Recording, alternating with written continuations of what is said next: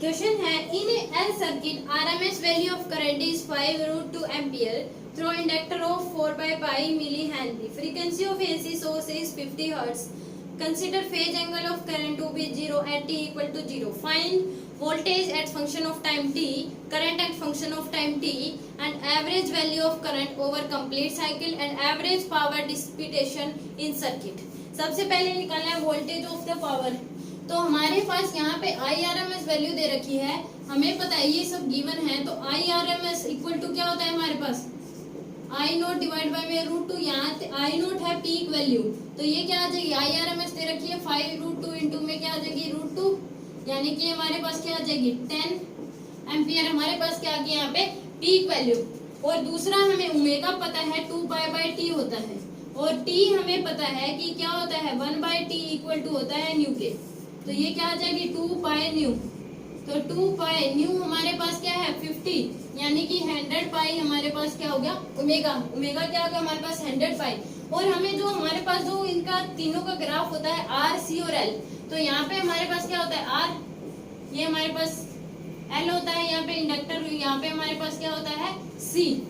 और यहाँ पे ये हमारे पास करंट होता है I नोट की पीक वैल्यू का करंट होता है, ये रेफरेंस लाइन हमें ली जाती है। तो इसमें हमारे पास यहाँ पे क्या होती है वोल्टेज, ये करंट ये वोल्टेज, यहाँ पे भी करंट ये वोल्टेज, ओके। तो आर सर्किट में तो दोनों ही क्या होते हैं सेम होते हैं, दोनों का ही करंट और वोल्टेज का दोनों का फेज एंगल सेम होता है। पर जब हमारे पास इंडक्टर एल सर्किट की बात आती है तो वोल्टेज क्या करती है लीड करती है किससे, phase angle of π/2 of the current. और इसमें भी कैपेसिटर में भी वोल्टेज क्या करती है हमारे पास लीड करती है किससे, फेज एंगल ऑफ π/2।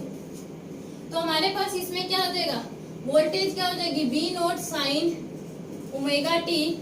प्लस π/2, क्योंकि इसमें हमारे पास एल सर्किट दे रखा है तो वोल्टेज क्या कर रही है लीड कर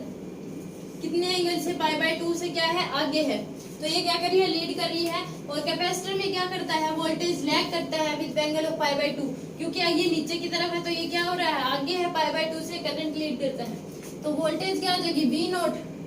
V नोट हमारे पास IR हो जाएगा, तो यहाँ पे IR यानी कि R L सर्किट में क्या होता है हमारे पास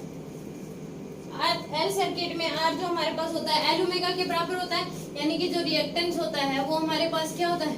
यहाँ पे हमारे पास V नोट क्या हो जाएगा IR और ये R हमारे पास क्या होता है L ओमेगा, तो ये क्या आ जाएगा I L omega sine omega t plus π/2, ये आ गया हमारे पास। तो V इक्वल टू I हमारे पास क्या है I नोट 10 इंटू में L हमारे पास क्या है यहाँ पे 4/pi इंटू में ओमेगा है हमारे पास 100π, ऐसे ही साइन ओमेगा 100πt प्लस π/2, तो पाई से पाई कैंसिल, तो ये हमारे पास क्या आ गया ये मिली हेनरी था, तो इंटू में क्या आएगा हमारे पास जो L है वो मिली हेनरी है, तो इंटू में 4 इंटू में 10 की पावर क्या आ जाएगा -3 इंटू में 100π, तो ये हमारे पास 1 2 3 और ये 3, तो ये क्या हो जाएगा कैंसिल, तो ये क्या हो जाएगा हमारे पास 4 साइन 100πt प्लस π/2, ओके। तो इसमें करंट निकालना है, दूसरा फंक्शन ऑफ टाइम करंट निकालना है, वो क्या हो जाएगा हमारे पास, तो I equal to I nought sine omega t,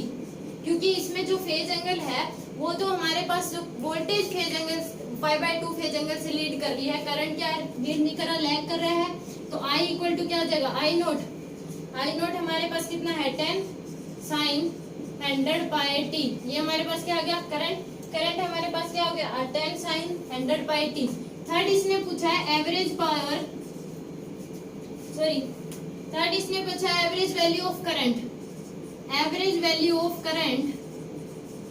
one cycle के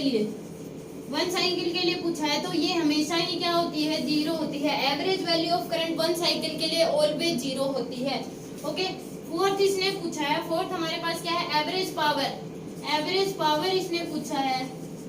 तो ये हमारे पास क्या होती है IRMS VRMS cos delta phi, ये होती है हमारे पास। तो यहाँ पे जो cos डेल्टा फाई है वो हमारे पास क्या है π/2, सॉरी यहाँ पे जो डेल्टा फाई है वो क्या है π/2, क्योंकि ये क्या होता है हमारे पास फाई माइनस इनिशियल यहाँ पे 0 है, फाइनल क्या है π/2, तो cos डेल्टा फाई क्या हो गया हमारे पास π/2, तो ये क्या आ जाएगा हमारे पास IRMS कितना है हमारे पास 10 I नोट बाय में √2 है हमारे पास, और ये हमारे पास क्या हो जाएगा पाई बाई 2 यानी कि 90 हमारे पास क्या हो जाएगा 0। तो एवरेज पावर क्या हो जाती है हमारे पास यहाँ पे 0। एवरेज पावर क्या हो जाएगी हमारे 0 हो जाएगी, क्योंकि कोस पाई बाई 2 हमारे पास क्या होता है, क्योंकि डेल्टा फाई हमारे पास क्या है पाई बाई 2, और हमें यह पता है कि IRMS VRMS cos pi by 2, और पाई बाई 2 हमारे पास क्या होती है 0 होती है। कोस 90 डिग्री क्या होता है 0। तो इस वजह से हमारे पास एवरेज पावर क्या आ जाएगी 0। This is the question.